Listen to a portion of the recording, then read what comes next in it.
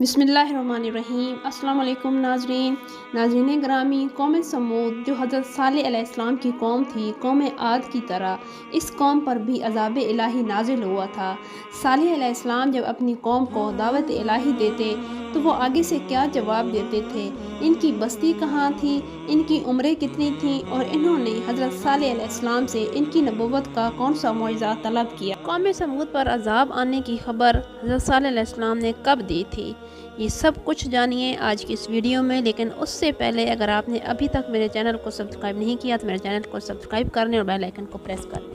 कौम समूद ने जब अल्लाह ताला की नाफरमानी और सरकशी शुरू की और तमाम ज़मीन पर फसाद मचा दिया तो अल्लाह ताला ने इनकी हदायत अपनी वहदानियत और इबादत की तरफ बुलाने के लिए सालेह बिन उबैद बिन असफ बिन मासख बिन उबैद बिन खारिद बिन समूद बिन हाजायर बिन इरम बिन साम बिन नूह को नबी बनाकर भेजा, जिन्होंने आकर लोगों को इस्लाम की दावत दी और अल्लाह ताला की वहदानियत की तरफ बुलाया, कुफ्र और शिर्क से इन्हें मना किया।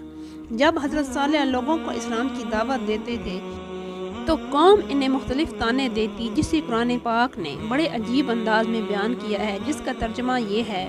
उन्होंने जवाब दिया, ऐ सालेहा, इस बात से पहले तो तू हम में ऐसा नहीं था, हमने तुझसे बड़ी उम्मीदें वाबस्ता कर रखी थीं।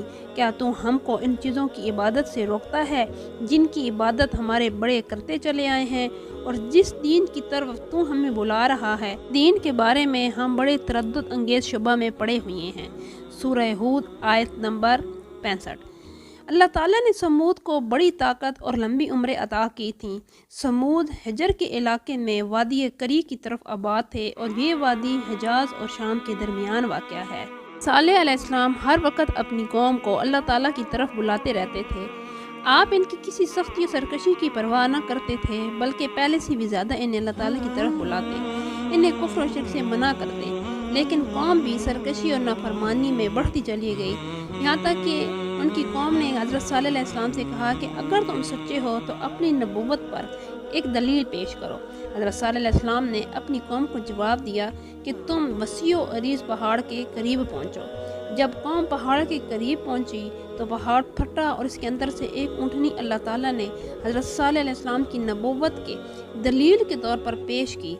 फिर हज़रत सालेह अलैहिस्सलाम ने कहा, अब ये अल्लाह ताला ही की ज़मीन से खाएगी और पिएगी, तुम में से कोई भी इसको नुकसान नहीं पहुंचाएगा, वरना अल्लाह ताला का अज़ाब तुम्हें अपने शिकंजे में जकड़ लेगा। फिर सालेह अलैहिस्सलाम ने ऊँटनी की बारी मुकर्रर कर दी कि एक दिन ऊँटनी पानी पिया करेगी और दूसरे दिन तुम्हारे जानवर पानी पिया करेंगे। कौम वाले जब इस ऊँटनी से तंग हो गए, आजिज़ आ गए, तो उन्होंने इस ऊँटनी को पकड़कर ज़बह कर दिया। सालेह अलैहिस्सलाम को जब इस वाक़े का इल्म हुआ तो आपने कौम से कहा कि 3 दिन के बाद तुम पर अल्लाह ताला का अज़ाब आएगा और ये अल्लाह का ये वादा सच्चा है। पहले दिन तुम्हारे चेहरे लाल हो जाएंगे, दूसरे दिन पीले और तीसरे दिन काले हो जाएंगे। जब कौम ने अपने साथ यही मामला देखा तो तमाम लोगों ने अपने जिस्मों पर खुशबू लगाई और मरने के लिए तैयार हो गए। उमर बिन खारजा रसूल सल्लल्लाहु अलैहि वसल्लम से रवायत करते हैं कि आप सल्लल्लाहु अलैहि वसल्लम ने फरमाया कि अल्लाह ताला ने समूद को लंबी उम्रें अता की थी। इस कदर इनकी लंबी उम्रें होती थीं कि जब इनमें से कोई शख्स गारे वगैरह से अपना घर तामीर करता तो वो घर मिटकर खंडरात में तब्दील हो जाता, लेकिन वो फिर भी जिंदा रहते थे। तो उन्होंने ये माजरा देखा तो पहाड़ों को तराश कर इसके अंदर अपने घर तामीर करने शुरू किए। यूँ वो ऊंचे ऊंचे पहाड़ों को उन्होंने अपना मस्कन बना लिया और रिज़्क़ की कोई तंगी इन पर नहीं होती थी। हज़रत सालेह अलैहिस्सलाम की ऊँटनी इतना दूध देती थी कि इनके तमाम छोटे बड़े बर्तन दूध से भर जाते थे।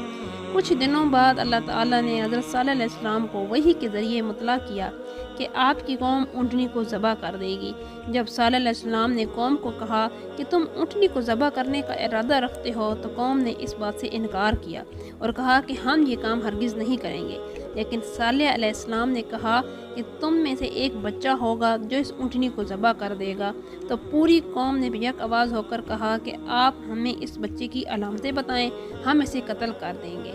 सालेह अलैहिस्सलाम ने कहा कि इस बच्चे का रंग सुर्ख, जर्दी और सफ़ेदी माइल होगा और कुछ नीला और कुछ लाल रंग का होगा। आप बयान करते हैं कि इस शहर में 2 बूढ़े दोस्त रहते थे। इनमें से एक का लड़का था और दूसरे की लड़की थी। दोनों अपने अपने बेटे और बेटी की शादी एक दूसरे से करना चाहते थे। इत्तफाकन एक दिन इन दोनों की मुलाकात हो تو انہوں نے ایک دوسرے سے پوچھ لیا کہ اب تک تو نے اپنی اولاد کی شادی کیوں نہیں کی؟ دونوں کا جواب یہی تھا کہ بہتر جوڑا نہیں مل رہا۔ پھر ان دونوں نے اپنی اولاد کی شادی ایک دوسرے سے کر دی۔ وہ لڑکا جس کی پیش گوئی حضرت صالح علیہ السلام نے کی تھی وہ انہی کے بطن سے پیدا ہوا تھا۔ معزز ناظرین، یہ تھے قوم سمود کے مختصر حالات۔ قوم سمود کی مزید تفصیل میری آئندہ کی ویڈیوز میں ملاحظہ کیجیے۔ ملتے ہیں انشاءاللہ اگلی ویڈیو میں، تب تک کے لیے اللہ حافظ۔